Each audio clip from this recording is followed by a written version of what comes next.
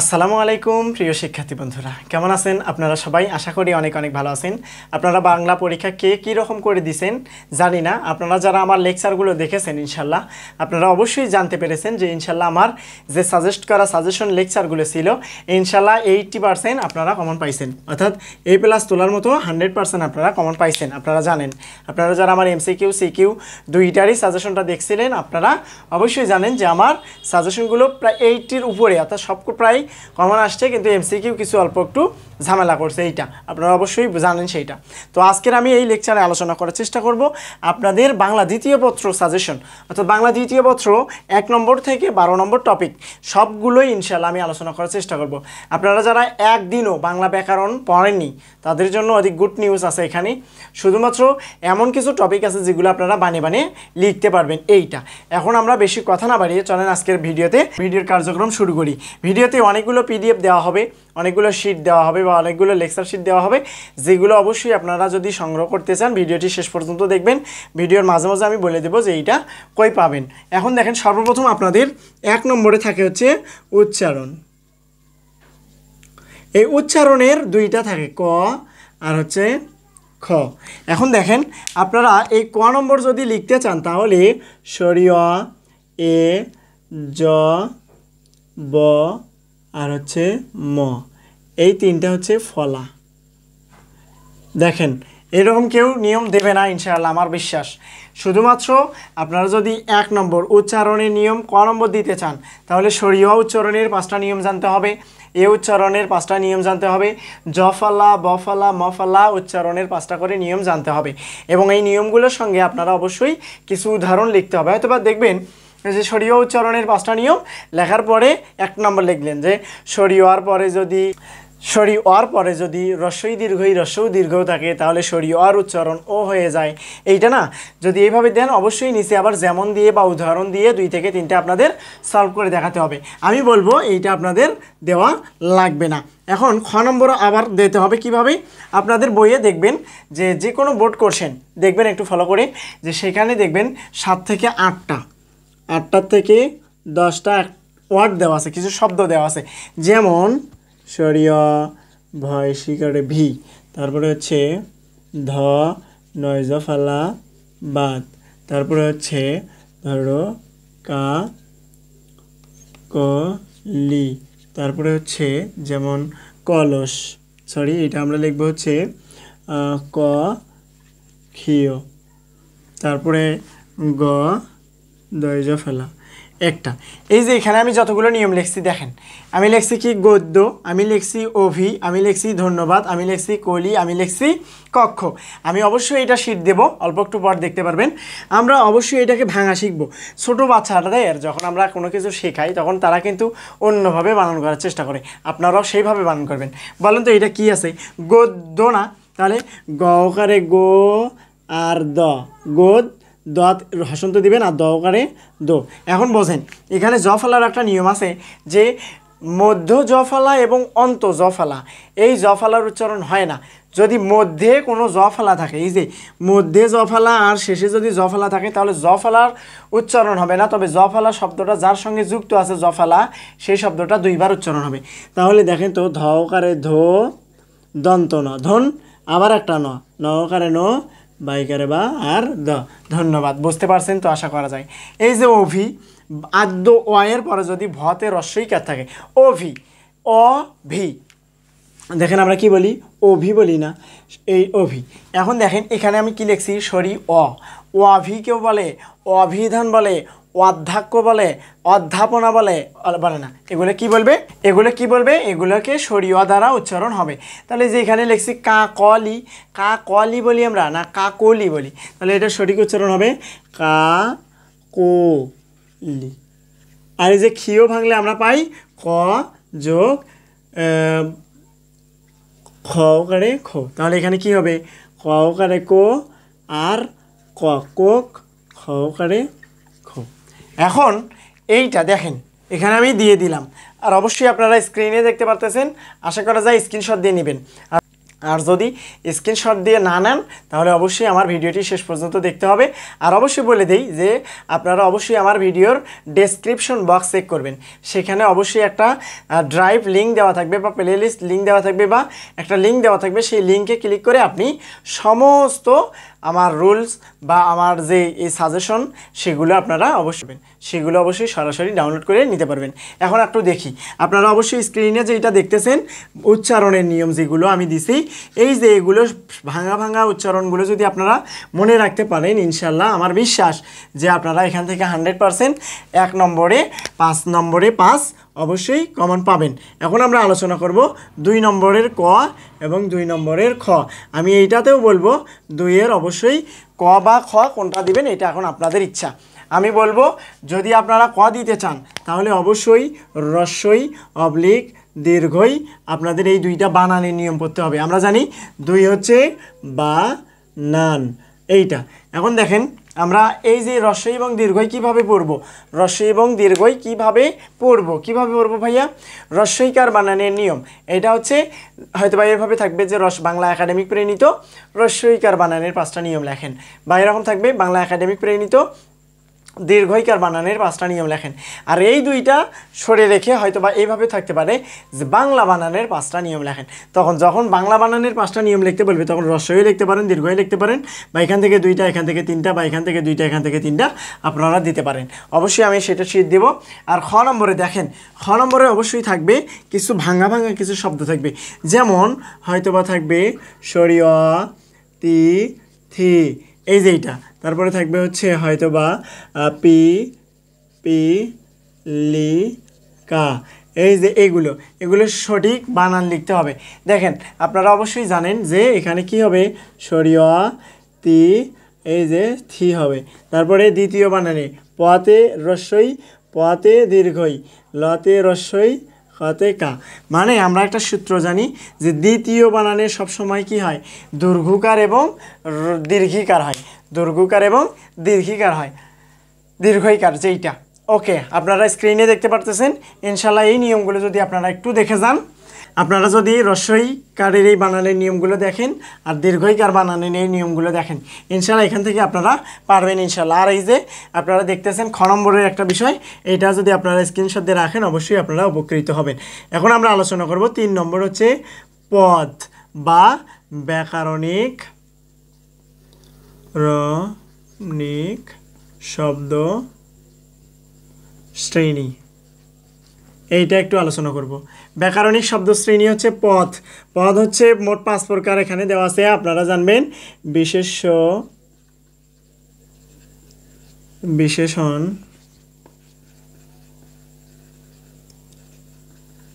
সর্বনাম,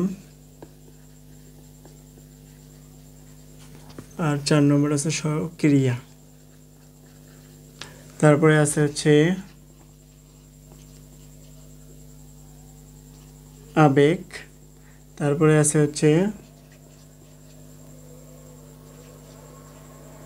যোজক, তারপরে আছে তাহলে আবেগ, যোজক, নির্দেশক এবং প্রশ্ন একটু আলোচনা করি অল্প একটু। বিশেষ্য হচ্ছে সকল প্রকার নাম, যত পৃথিবীতে যত নাম আছে সকল নাম হচ্ছে বিশেষ্য। বিশেষণ হচ্ছে নামের 10 গুণ, যেমন কালা বালব বা মিঠি মিঠি জ্বলতেছে, মিঠি তাহলে অল্প করে জ্বলতেছে না। একটা বিষয় মনে রাখবেন যে বিশেষণ যেটা হবে সেটার অবশ্যই বিপরীত রূপ আছে। কালোর বিপরীত আছে সাদা, এইরকম কিছু, ভালোর বিপরীত খারাপ, এইরকম কিছু বোঝাবে। হয়তো বা বলবে যে ভাঙা গাড়ি, অবশ্যই ভাঙা না ভালো, ভালো না ভাঙা, 10 গুণ বোঝাবে। এটা কি বোঝাবে? 10 গুণ বোঝাবে। এটা নামের পরিবর্তে, যেমন কে, সে, আমি, তুমি, তোমরা, তোমাদের, এরকম কিছু বোঝাবে যেগুলো, সেগুলো হচ্ছে সর্বনাম। ক্রিয়া, কোনো কিছু করা যাওয়া হওয়া খাওয়াকে বলা হয় ক্রিয়া, এটা আপনারা অবশ্যই জানেন। এরপরে দেখেন এখানে আছে আবেগ। কি আবেগ?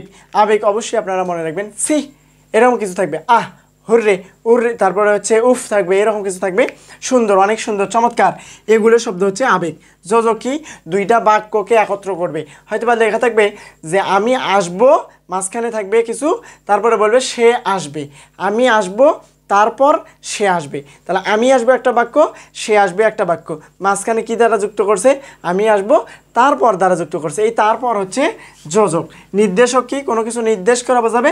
আর প্রশ্ন বাক্য, আপনাদের হয়তো বা প্রশ্ন বাক্যগুলোকে খুঁজে বের করতে হবে। প্রশ্ন বাক্য তো আপনারা অবশ্যই জানেন। এইটাই ছিল আজকের লেকচার। তারপরে দেখেন আমরা অবশ্যই দেখব 4 নম্বরে হচ্ছে সমাস। কি থাকবে, সমাস। 4 নম্বরে সমাস। আমি বলবো অবশ্যই সমাস দিবেন। সমাস কিভাবে দিবেন সবচেয়ে গুরুত্বপূর্ণ, আমি বলছিলাম সমাস কোন কোন টপিক আপনারা পড়বেন সমাসের জন্য। আপনারা অবশ্যই তৎপুরুষ সমাস পড়বেন, বহুব্রীহি সমাস পড়বেন, দ্বন্দ্ব সমাস পড়বেন, এই 3টা সমাসই পড়বেন। আর অবশ্যই আপনারা স্ক্রিনে দেখতে পারতেছেন আমি কিছু সমাসের নোট করে দিছি। ইনশাল্লাহ এইগুলো যদি আপনারা ফলো করতে পারেন, আমি বিশ্বাস রাখি যে ইনশাল্লাহ আপনারা এখান থেকে 100% সমাস থেকে 5 নম্বর খুব সুন্দর করে ওঠাতে পারবেন। ভিডিওটি হয়তোবা বড় হতে পারে, অবশ্যই আপনাদের কাছে রিকোয়েস্ট থাকবে ভিডিওটি অবশ্যই শেষ পর্যন্ত দেখবেন। এখন দেখেন সমাস চলে গেল, এখন অবশ্যই আমাদের বাক্য পড়তে হবে। কি পড়তে হবে, 5 নম্বর টপিকে থাকবে হচ্ছে বাক্য। 5 নম্বরে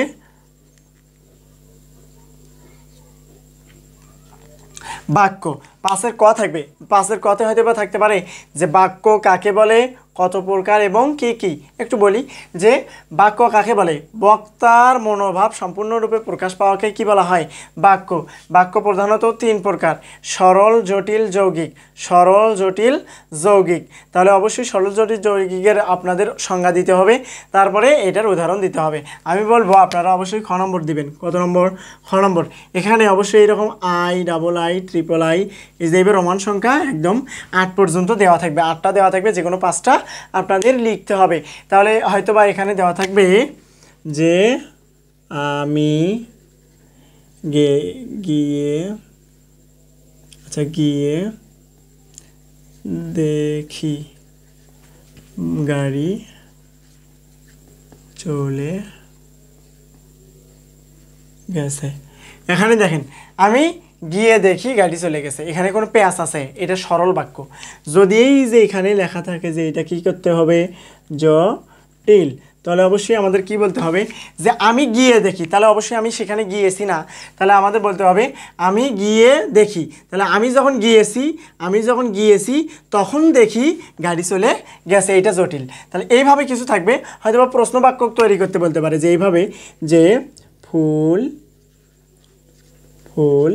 অনেক সুন্দর। এখানে বলবে আমাদের প্রশ্ন করতে। তাহলে এমন কিছু বলতে হবে যে এটা আমরা প্রশ্ন জানা হয়। তাহলে ফুল অনেক সুন্দর নয় কি, এইরকম কিছু বলতে হবে যাতে প্রশ্ন করা বোঝায় এবং কি হয় না, মানে এই বাক্যের কোনো যেন সেন্স না আসে। আমরা বলতেছি এখানে কি, ফুল অনেক সুন্দর। তোমাকে আমি যদি বলি ফুল অনেক সুন্দর নয় কি, তাহলে এটার দ্বারা কি বোঝায়, ফুল অনেক সুন্দর। এইরকম কিছু আপনারা অবশ্যই স্ক্রিনে দেখতে পাচ্ছেন, আমি এটারও কিছু নোট দিলাম। ইনশাল্লাহ আপনারা এটাও অবশ্যই ফলো করবেন। সর্বশেষ অপশন দেখেন, এখানে আরও একটা বিষয় আছে যে এটা হচ্ছে আমাদের, এইটা কিন্তু আমরা ব্যাকরণিক অংশ পড়তেছি, এইটা অংশ যেখান থেকে আমাদের 30 নাম্বার অর্থাৎ 6 নম্বরে আমরা দেখব হচ্ছে শুদ্ধ প্রয়োগ।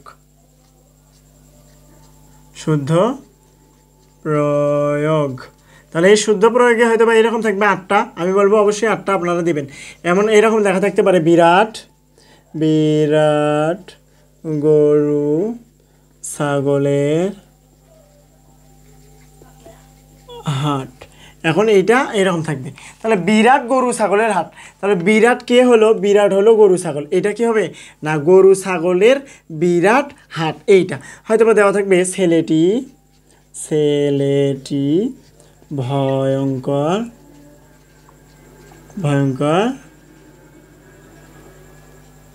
মেধাবী। এইটা হয়তো বা দেওয়া থাকবে মেয়েটি অনেক বুদ্ধিমান। তাহলে অবশ্যই আমাদের এটা কি করতে হবে, দেখেন ছেলেটি অনেক বুদ্ধিমান, মেয়েটি অনেক বুদ্ধিমান।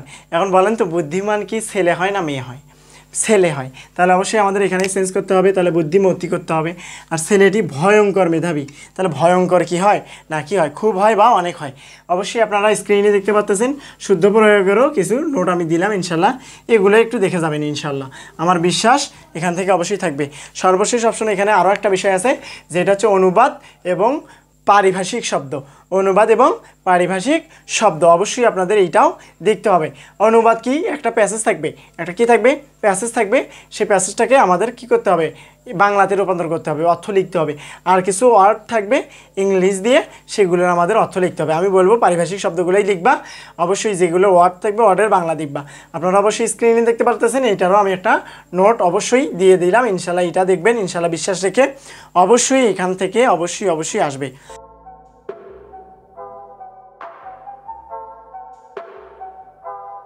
এখানে সর্বপ্রথম আমাদের থাকবে প্রতিবেদন এবং দিনলিপি। প্রতিবেদন এবং দিনলিপি অবশ্যই আপনারা স্ক্রিনে দেখতে পাচ্ছেন, প্রতিবেদন লেখার একটা নিয়ম আমি দিছি, প্রতিবেদন। অবশ্যই আমি প্রতিবেদন লেখার অবশ্যই একটা সাজেশন দেব, অবশ্যই প্রতিবেদন নিয়ে একটু বিস্তারিত আলোচনা করা লাগবে, সেই জন্য অবশ্যই এই টপিকটা এখানেই রাখেন। প্রতিবেদন এবং প্রবন্ধ, প্রতিবেদন এবং দিনলিপি। দিনলিপি অবশ্যই দিনলিপি হচ্ছে ডায়েরি। ডায়েরি কীভাবে লিখতে হয় অবশ্যই আমি ইনশাআল্লাহ নেক্সট ভিডিওতে আলোচনা করার চেষ্টা করব। তারপরে অবশ্যই আছে বৈদ্যুতিক চিঠি, তারপরে বৈদ্যুতিক চিঠি বা ইমেইল, বৈদ্যুতিক চিঠি। ইনশাল্লাহ বৈদ্যুতিক চিঠি অবশ্যই আপনাদের কী করতে হবে, লেখা শিখতে হবে। আর অবশ্যই আমি নেক্সট ভিডিওতে আলোচনা করার চেষ্টা করব বৈদ্যুতিক চিঠি, তারপরে এখানে প্রতিবেদন, দিনলিপি ইত্যাদি যে রাইটিং বিষয়গুলো আছে সবগুলো নিয়ে আলোচনা করার চেষ্টা করব, কারণ ভিডিওটি একটু বড় হয়ে যাচ্ছে, যার কারণে অবশ্যই ভিডিওটি এখান পর্যন্ত শেষ করে দিচ্ছি। আপনারা অবশ্যই জানেন আমার প্রবন্ধ রচনার একটা সাজেশন দেওয়া আছে, শুধুমাত্র 5টা দাগে দিছি ইনশাল্লাহ, আর লেখার পদ্ধতি জানিয়ে দিছি ইনশাল্লাহ। যদি আবার ভিডিওটি দেখেন আমি বিশ্বাস রাখি যে সেখান থেকে আপনারা 100% 20-এ 20 আপনারা কমন পাবেন। তারপরে অবশ্যই আমি ইনশাল্লাহ আমি জানানোর চেষ্টা করব যে আসলে এই সাজেশনগুলো কিভাবে আপনাদের লিখতে হয়। আমি অবশ্যই আমার যারা আপনারা পূর্বের লেকচারগুলো দেখেছেন, প্রবন্ধ রচনা নিয়ে লিখছি বা প্রবন্ধ রচনার নোটটা দিয়ে দিছি ইনশাল্লাহ। তারপরে সারমর্ম, সারাংশ, ভাব সম্প্রসারণ এইটারও আমি নোট দিয়ে দিছি। এখন সামগ্রিক একটা বিষয়ে আলোচনা করব, বাকি যে নোটগুলো আছে ইনশাল্লাহ একটা ভিডিওতে আমি আলোচনা করার চেষ্টা করব ইনশাল্লাহ। আমার ভিডিওটি যদি ভালো লাগে, অল্প একটুও যদি উপকৃত হয়ে থাকেন, অবশ্যই আমার ভিডিওতে লাইক কমেন্ট করে প্রিয় বন্ধুদের সঙ্গে শেয়ার করবেন। আর অবশ্যই যারা আমার চ্যানেলে নতুন তারা অবশ্যই চ্যানেলটি সাবস্ক্রাইব করে আমাদের সঙ্গেই থাকবেন। এই যে এইচএসসি অল সাবজেক্ট ক্লাস এই চ্যানেলের সঙ্গেই থাকবেন, এবং অবশ্যই আপনাদের কাছে রিকোয়েস্ট থাকবে অবশ্যই চ্যানেলটি সাবস্ক্রাইব করে রাখবেন। যারা অবশ্যই সাবস্ক্রাইব করে রেখেছেন বা আমার পুরাতন ভিউয়ার্স বা পুরাতন ছাত্র বা স্টুডেন্ট, অবশ্যই তাদেরকে জানাই অসংখ্য ধন্যবাদ। অবশ্যই প্রিয় বন্ধুদের সঙ্গে ভিডিওটি শেয়ার করতে হবে। তো প্রিয় শিক্ষার্থী বন্ধুরা, আজকে এই পর্যন্তই, দেখা হবে আবারও নতুন কোনো সাজেশন নিয়ে। সেই পর্যন্ত সকলেই সুস্থ থাকেন, ভালো থাকেন। আল্লাহ হাফেজ, আসসালামু আলাইকুম ওয়া রাহমাতুল্লাহ।